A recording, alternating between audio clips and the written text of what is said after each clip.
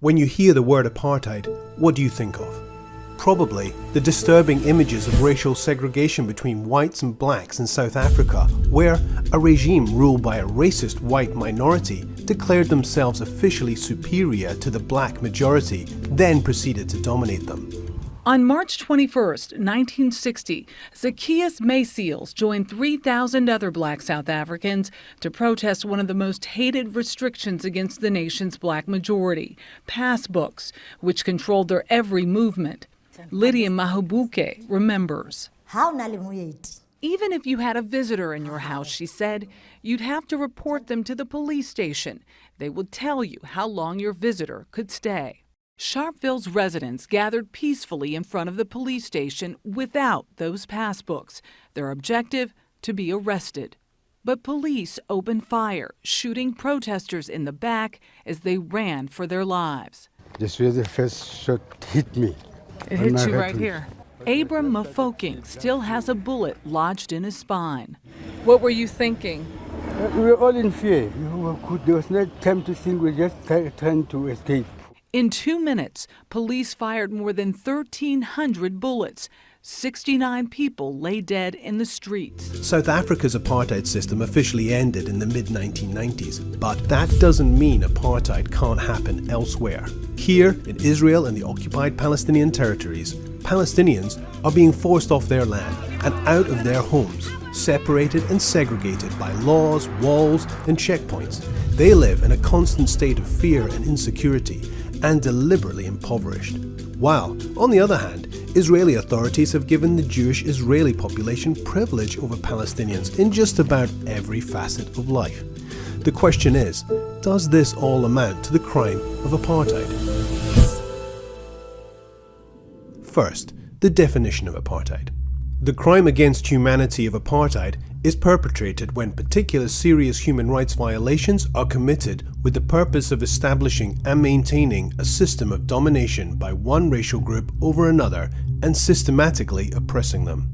But does this system exist in Israel and the occupied Palestinian territories? And there's been a growing debate about whether the situation in Israel and the occupied Palestinian territories is apartheid. And now is the time for us, as the world's largest human rights organization, to offer up our analysis. Our findings and criticism are directed not at the Jewish people, but at the Israeli state. It's the Israeli state that put in place the policies that implement the laws and the practices that oppress Palestinians. Well, Israeli leaders have been clear about their intentions from the beginning. In 1948, just before he became the first Prime Minister of Israel, Ben-Gurion visited Lifta and other Palestinian areas near Jerusalem that were completely emptied of Palestinian residents following attacks by Jewish forces. He stated, "There are no Arabs, 100% Jews. If we persist, it is quite possible that in the next 6 or 8 months there will be considerable changes in the country, very considerable, and to our advantage." More than 70 years later, then Prime Minister Benjamin Netanyahu posted on Instagram that Israel is not a state of all its citizens, but rather the nation state of the Jewish people and only them. So, it's no surprise that Israel built a system of racially discriminatory laws, policies, and practices that privilege only Jewish people. And Palestinians, well, Palestinians live there too. They were there before Israel was established. But, as we will explain, they've been trapped for decades in a system that treats them as a lesser, non-Jewish racial group. Fragmentation of the Palestinian society and the dispossession of their lands are key pillars of Israel's apartheid system to maintain domination and control. But there's more. The unequal structure of nationality and status, restrictions on freedom of movement, use of military rule, denial of right to political participation or the right to peaceful protest, and cruel separation of families all add to the complex system that we see today. One way to understand this segregation and oppression is to look at the ID system. Jewish Israelis have only one ID card, with a status that grants them the right to live almost anywhere they wish in the country. They can move freely with access to healthcare and vast resources.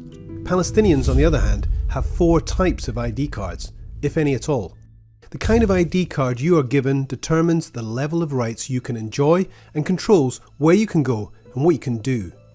If you hold a green card, you are subject to military rule. And if you have a green card with a Gaza address, it means you're trapped in a 365 kilometre square open-air prison under Israeli military blockade in place since 2007.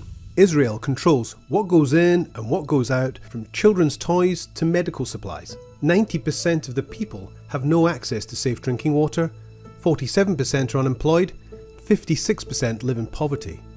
Palestinians with a Gaza ID are forbidden from going to Jerusalem in the West Bank, even if they have family there. Some people in the West Bank are considered to live there illegally and can be deported immediately to Gaza if found by the army, even if they have been in the West Bank for decades.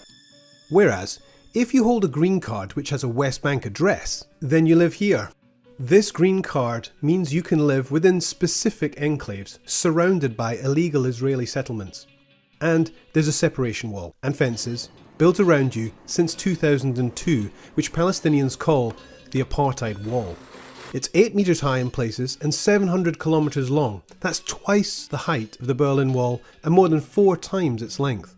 80% of it is built inside the West Bank, occupying even more Palestinian land. There are separate roads for Israelis and Palestinians, hundreds of checkpoints scattered throughout. This blue ID is for Palestinians in East Jerusalem. They can travel to the occupied West Bank as well as to Israel, but they are not citizens of Israel. They have only been granted a residency status. This means that they cannot vote in Israeli national elections, and if they leave East Jerusalem for too long, for example to study or work abroad or in other parts of the occupied West Bank, their residency is revoked, so they can't return. Since 1967, Israel has revoked the residency status of more than 14,600 Palestinians from East Jerusalem. Finally, Palestinian citizens of Israel. They have been through it all. They are the group that remained in Israel despite the ethnic cleansing in 1948. They lived under Israeli military rule that applied only to them and not Jewish Israelis for 18 years between 1948 and 1966. They were made citizens but can never become nationals and enjoy equality unless they become Jewish, which the law prohibits. They are the only Palestinians who can run and vote in Israeli elections, and they can move relatively freely, but the inequality against them was never dismantled, and they face daily institutional discrimination, including as members of parliament. The Israeli regime of military occupation, settler colonialism, and apartheid was deeply allied with the apartheid regime in South Africa. The two regimes of apartheid were born in the same year.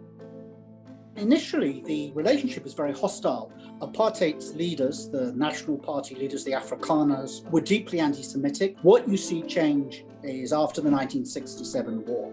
Once Israel begins the occupation of the West Bank, once you see newly independent African states move away from Israel, you start to see an alliance build up between Israel and apartheid South Africa.